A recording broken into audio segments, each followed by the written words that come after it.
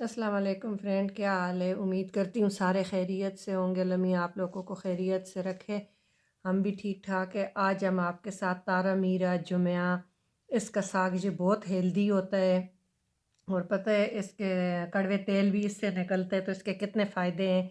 तो ये मैंने सारा धो के साफ़ करके, तो अब इसके हम ऐसे पत्ते ये ऐसे डंडियों से अलहदा कर लेंगे। बस इसको ऐसे ही करके सारा मैं साफ़ करती हूँ। ये जो कच्ची डंडियाँ ये हम रख लेंगे, और जो ये पकी है ना इसको हम फिर नहीं रखेंगे। ये ऐसे मैं पत्ते साफ़ करके इस प्लेट में रख रही हूँ। फिर आपसे आके बॉयल करने का तरीका मैं शेयर करूँगी। पानी मैंने बॉयल करने रख दिया, और ये है कि पानी फुल बॉयल हो रहा है। बबलिंग आपको नज़र आ रही है कि नहीं स्टीम की वजह से। अब इसमें मैं सारे थोड़ा थोड़ा करके तो मैं इसमें ऐड कर दूँगी, और इसको हम ना ढकेंगे। और एक जो है ठंडे पानी में साग नहीं डालना, क्योंकि ये फिर पीला हो जाता है।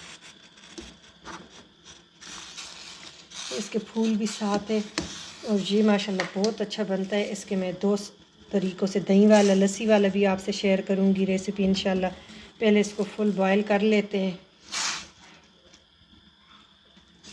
अब इसको मैंने सारा डाल दिया है, ये 1 kg था। अब इसको डाल के और इसको हम इतना बॉयल करेंगे कि 10 मिनट के इसकी जो जो कच्ची डंडल है ये भी गल जाए।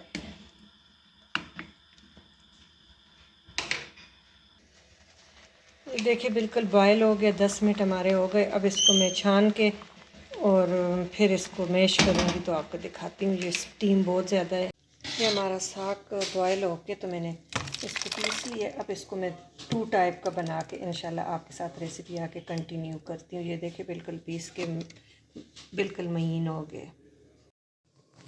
अब मैंने ऑयल डाल दिया 2 टेबल स्पून। उसमें मैंने 1 टेबल स्पून अदरक लहसुन का पेस्ट कुटा हुआ डाला है। पेस्ट नहीं है, कुटा हुआ लहसुन अदरक डाला है।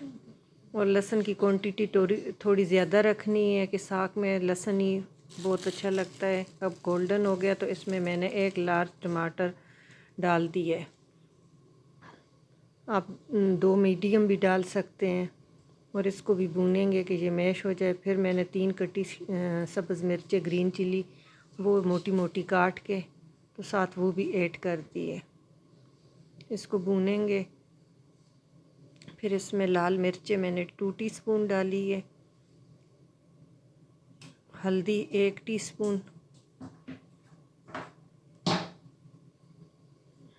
और नमक हस्बे ज़रूरत आप डाल के तो इसको आप भूनें कि टमाटर बिल्कुल मैश हो जाए।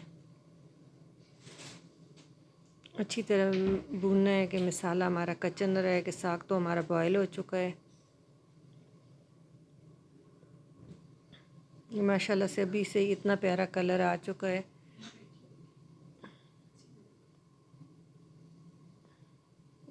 मसाला हमारा भुन चुका है।